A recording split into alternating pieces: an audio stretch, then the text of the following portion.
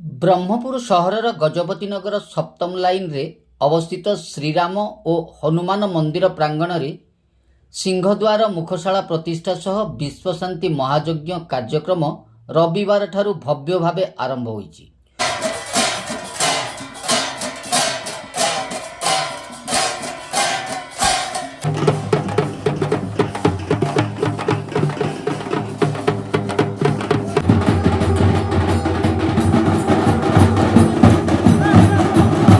ଗଜପତି ନଗର ଓ ବାସୁଦେବ ନଗର ବାସିନ୍ଦାଙ୍କ ଦ୍ୱାରା ଏହି ଅବସରରେ କଳସ ଯାତ୍ରା ସହ ମହାଯଜ୍ଞର ଆୟୋଜନ କରାଯାଇଛି।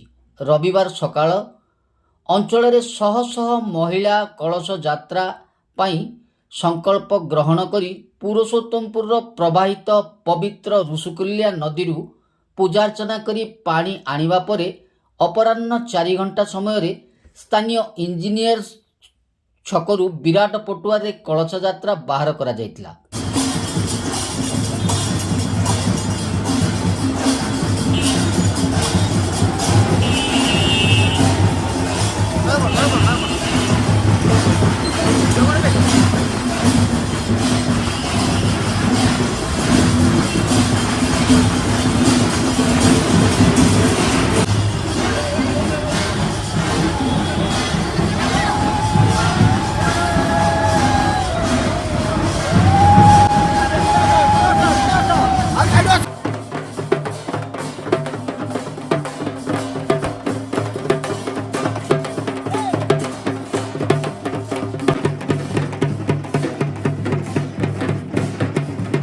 ଏହି ଯାତ୍ରାରେ ଶଙ୍ଖ, ମହୁରୀ ଓ ବିଭିନ୍ନ ପାରମ୍ପରିକ ବାଦ୍ୟର ସ୍ୱରରେ ପଡ଼ା ନୃତ୍ୟ ସହ ଶଙ୍ଖ ହୁଳହୁଳିରେ ପରିବେଶକୁ ଭକ୍ତିମୟ ହୋଇଯାଇଥିଲା ଏବଂ ଶେଷରେ ଏହି କଳସ ଯାତ୍ରା ଗଜପତି ନଗର ସପ୍ତମ ଲେନ୍ର ଶ୍ରୀରାମ ଓ ହନୁମାନ ମନ୍ଦିରରେ ଶେଷ ହୋଇଥିଲା। ଏହି କାର୍ଯ୍ୟକ୍ରମରେ ପୂର୍ବତନ ସାଂସଦ ଚନ୍ଦ୍ରଶେଖର ସାହୁଙ୍କ ସହ ମହାନଗର ନିଗମର ବହୁ କର୍ପୋରେଟର ଉପସ୍ଥିତ ରହି ପ୍ରଭୁ ଶ୍ରୀ ହନୁମାନଙ୍କ ଆଶୀର୍ବାଦ ନେଇଥିଲେ।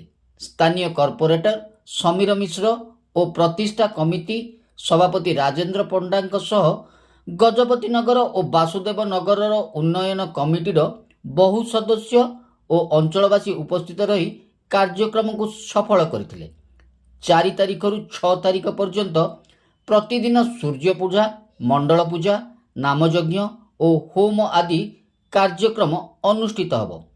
6 ତାରିଖରେ ପୂର୍ଣ୍ଣାହୁତି ସହ ମହାଯଜ୍ଞର ସମାପନ ହେବାକୁ ଥିବା ବେଳେ ଏହି 3 ଦିନ ଧରି ଭକ୍ତଙ୍କ ପାଇଁ ଅନ୍ନପ୍ରସାଦ ବ୍ୟବସ୍ଥା କରାଯାଇଛି।